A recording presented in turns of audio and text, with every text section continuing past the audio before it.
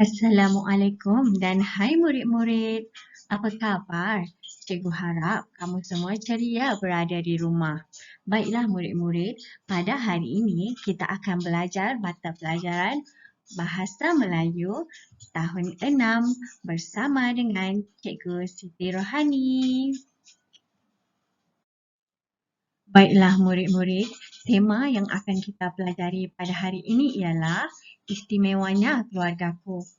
Unit pula ialah bakat istimewa dan tajuk pada hari ini ialah sayangi keluarga SP 1.2.6. Tidak lupa juga kemahiran yang akan kita pelajari ialah mendengar dan bertutur.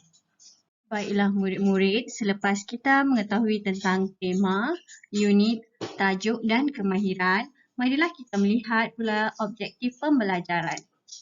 Objektif pembelajaran pada hari ini ialah pada akhir pembelajaran, murid dapat memahami dan menyebut sekurang-kurangnya dua jenis ayat dan ragam ayat dengan struktur binaan ayat yang betul dan tepat. Baiklah, mari kita lihat pula kriteria kejayaan pada hari ini. Murid dapat menyebut 3 daripada 6 jenis ayat dan ragam ayat secara individu dengan betul dan tepat. Jadi, mari kita mulakan pembelajaran kita pada hari ini. Murid-murid telah bersedia? Mari kita mulakan. Membaca dan memahami dialog. Murid-murid akan dapat melihat gambar pada video ini. Mendengar dan bertutur. Tajuk pada hari ini ialah sayangi keluarga. Cikgu akan membaca terlebih dahulu dan murid-murid akan memahami apa yang cikgu baca. Jadi, mari kita mulakan. Amar, tolong buka pintu. Ayah kamu sudah pulang. Baik, Ibu. Seterusnya, apakah yang kamu dan adik kamu lakukan hari ini, Amar? Baiklah murid-murid, itu adalah perbualan pada gambar ini.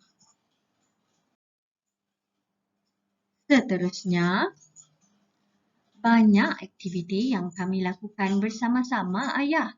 Kami membaca beberapa buah buku cerita. Adik juga saya ajar melukis. Adik telah melukis 2 keping gambar. Bagus, Amar. Masa lapang kamu berdua perlu diisi dengan aktiviti yang bermanfaat. Bimbinglah adik kamu agar dia dapat mempelajari kemahiran yang berguna.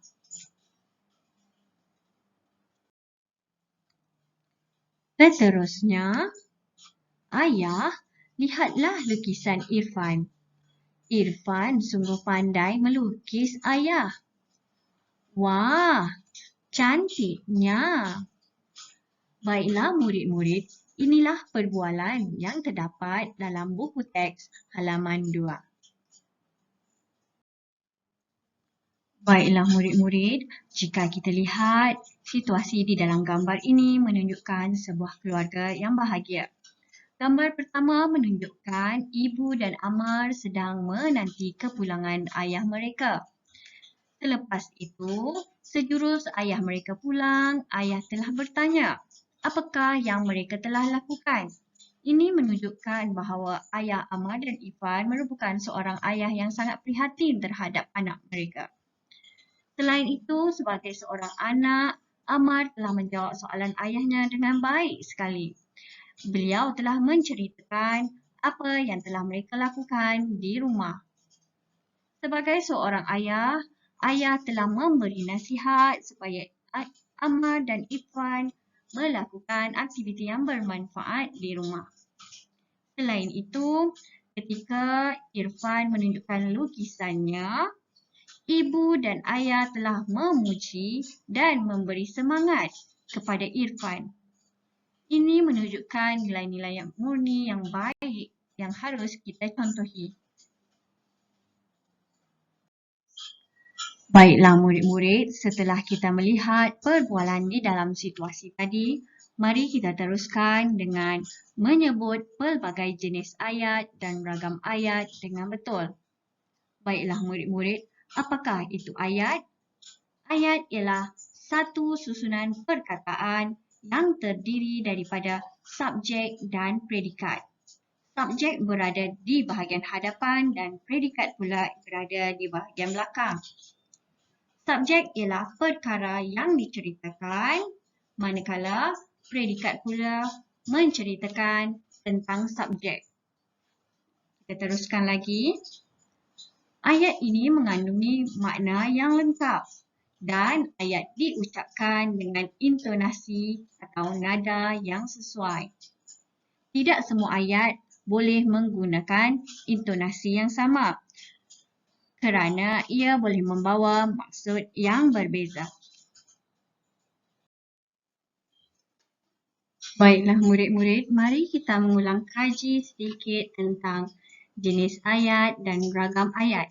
Jenis ayat dan ragam ayat ini telah kita pelajari pada tahun 4 dan 5. Baiklah murid-murid, terdapat 4 jenis ayat iaitu ayat penyata, ayat tanya, ayat perintah dan ayat seruan. Apa itu ayat penyata? Ayat penyata ialah ayat yang diucapkan untuk menerangkan sesuatu hal. Terdapat 2 jenis ayat penyata iaitu ayat aktif dan ayat pasif.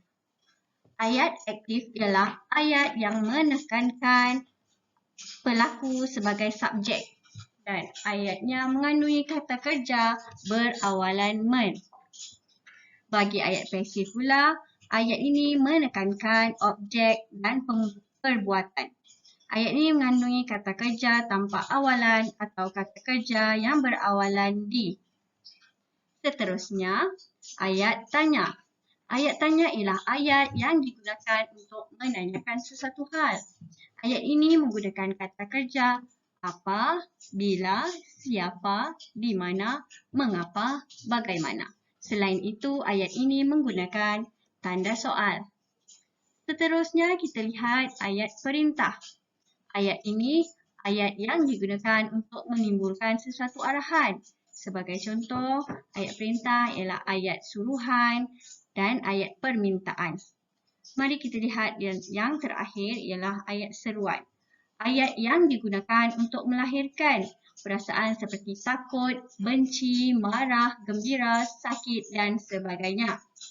Sebagai contoh, wah, amboi ataupun ayat seruan menggunakan tanda seru. Baiklah murid-murid, cikgu harap murid-murid dapat memahami serba sedikit tentang jenis ayat dan ragam ayat. Baiklah murid-murid, selepas kita mempelajari serba sedikit tentang jenis ayat dan ragam ayat, mari sama-sama kita menyebut pelbagai jenis ayat dan ragam ayat yang terdapat dalam gambar tadi. Baiklah murid-murid, mari kita lihat ujaran yang diujarkan oleh ibu. Amar, tolong buka pintu. Baiklah murid-murid, apakah jenis ayat yang telah diujarkan oleh ibu? Ya, ibu telah menggunakan ayat perintah. Seterusnya, mari kita lihat ujaran ayah. Apakah yang kamu dan adik kamu lakukan hari ini, Amar? Baiklah murid-murid, apakah kata kunci yang terdapat dalam ayat ini? Ya, apakah? Apakah ialah kata tanya. Jadi ayat ini adalah ayat apa murid-murid? Ya, betul. Ayat tanya. Bagus murid-murid cikgu. Mari kita teruskan lagi dengan gambar yang seterusnya. Jika kita lihat di sini, Amar telah mengujarkan banyak aktiviti yang kami lakukan bersama-sama ayah. Baiklah murid-murid, apakah jenis ayat yang telah diujarkan oleh Amar? Ya, Amar telah mengujarkan ayat penyata. Bagus murid-murid. Seterusnya kita lihat Amar ada mengujarkan lagi. Kami membaca beberapa buah buku cerita. Apakah jenis ayat penyata ini, murid-murid? Jika kita lihat perkataan membaca. Ya, membaca menunjukkan bahawa ayat ini ialah ayat aktif. Bagus. Mari kita teruskan dengan ayat yang seterusnya. Masa lapang kamu berdua perlu diisi dengan aktiviti yang bermanfaat. Baiklah murid-murid, apakah jenis ayat penyata yang telah diujarkan oleh ayah?